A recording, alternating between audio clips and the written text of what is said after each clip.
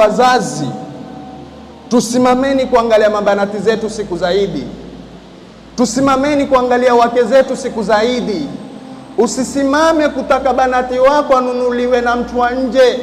Kuna mabanati wataingia makwao na mifuko ya mabuibui na viatu na mapini na baba hukutoa, kaka hukutoa, na wala msiulize kwa nini, ampata wapi, lakini wataingia na mifuko mabanati.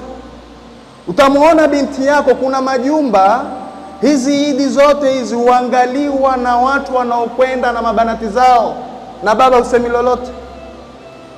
Utamuona binti yako saa 8, saa 10, saa 11 huvaa buibui la shilingi 16,000, 18, nyinyi 300 wa kupika futuru hamuna. Akatoka pale na maudhi yake na manukato, huyo yuaenda na mke wako hivyo hivyo. Sote tusimameni kuangalia wake zetu siku ya Idi, na sote tusimameni kuangalia watoto wetu siku ya Idi. Mke wako atakanunuliwe na nani? Tukitoa chansi hizo, wamwambia sasa nenda kafanya yale unaotaka kufanya. Tusimameni kwa usawa, tuiandame sheria namna sheria ilivyotufundisha, tusitake kuharibu